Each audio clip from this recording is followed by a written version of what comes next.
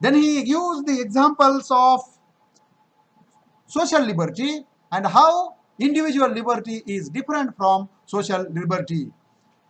He used the example of a person who practice on the trombone from midnight till 3 in the morning in his house. He has not disturbed to anyone because the time was of the late night and all the members in his family as well as the neighbors were in sleep. If he went on to the top of Helvian to do it, he could please himself, but if he do it in his bedroom, his family will object. And if he do it out in the streets, the neighbors will remind him that his liberty to blow the trombone must not interfere with the liberty to sleep in quiet.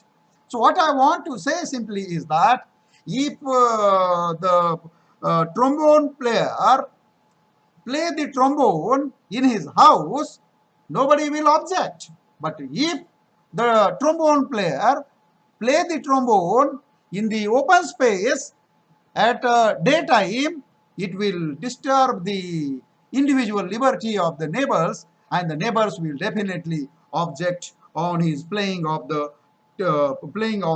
trombone. There are a lot of people in the world, Gardiner says, and he has to accommodate his liberty to their liberties, because liberty, as he has already defined, is not a personal affair. It is a social contract. Individual liberty, hence, Gardiner puts, must not interfere with others' liberty. Then he gives an example of his traveling in a railway carriage at a country station in one of the morning. He was reading a book, and he was a sincere reader. He was reading Tristram Shandy or Treasure Island in the midst of an earthquake. But when the train goes to a next station, a, a couple of men entered in the railway, one of whom talked to his friend for the rest of the journey in a loud and pompous voice, which disturbs the reading of the narrator. He was one of those people who remind one of that story of Home 2. Meeting of a person immense swagger in the street stopped him and said, "Excuse me, sir, but are you someone in particular?" So this gentleman was someone in particular. He wants to show that he is different from the others. But the narrator cannot ask him a question to stop his talking. Narrator wanted to read a book, but one of the fellow travelers began talking loudly. He had not the social sense.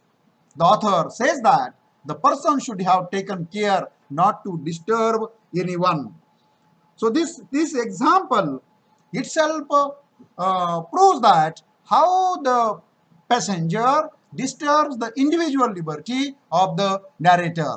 Actually, the passenger has no legal right of disturbing the social liberty, disturbing the social liberty, because he is crossing his boundaries. He is crossing his individual liberty, which is assigned to him, and hence Gardiner states that the passenger has no right to interfere in the social liberty of the narrator. The next point, which is very important in this essay that A.G. Gardiner has put forth in front of the readers, is women are less civilized than men. He makes a very bold statement, and in order to prove his statement, he says that a man is better trained in social behavior than women. And he gives an example of a queue for taking the tickets of a railway journey. At the time, in the queue, the women are behave rudely, stating that I am a woman and I have to take the ticket first. So this individual liberty of the woman disturbs the social liberty of men in the queue, and hence Gardiner says that such kind of individual liberty has not assigned to the women in society to disturb the social liberty. The queue, the women should also go in a queue in order to take the ticket of the railway journey. Gardiner also gives an example of a person who bought a gramophone and disturbed others. Purchasing a gramophone is an individual liberty, as Gardiner puts forth, but playing a gramophone in a central place and disturbing the neighbors and the passers-by is not the right point on the part of the gramophone player, because he has not given such kind of individual liberty.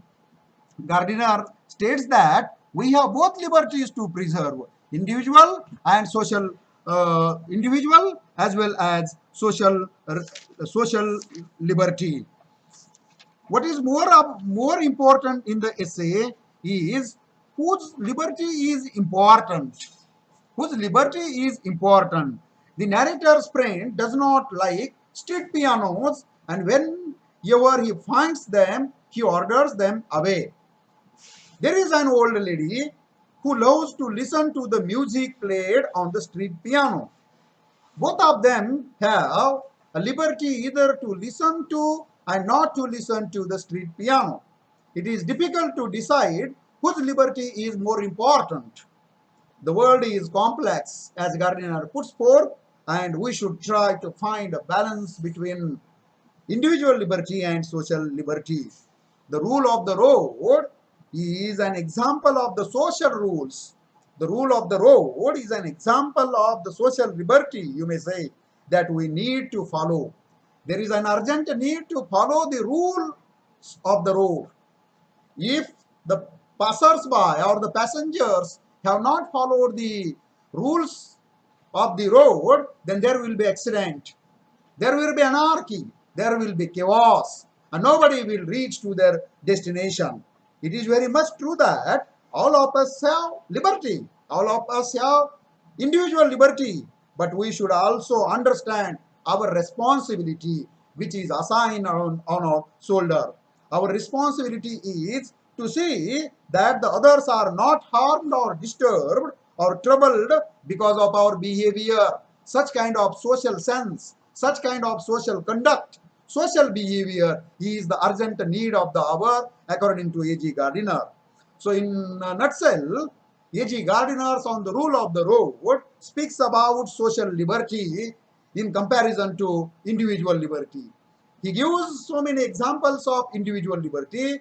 At the same time, he puts forth the examples of social liberty.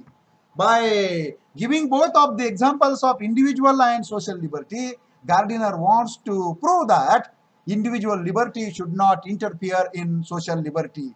Everyone has a right to enjoy individual freedom, but his or her individual freedom should not intervene, should not interfere in the social liberty of others.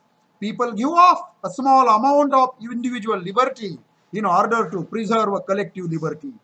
People agree to obey traffic laws. They give up some liberties to maximize the liberty of all to drive in a safe and efficient fashion. This is similar to our freedom to steal or murder of this freedom. Gardiner says that we must give up our desire to steal or murder because we want that others should not steal from us or murder us. Hence, the social liberties can only be guaranteed by collective agreement to surrender certain individual liberty. Therefore, Gardiner states that there should be restrictions on individual liberty in order to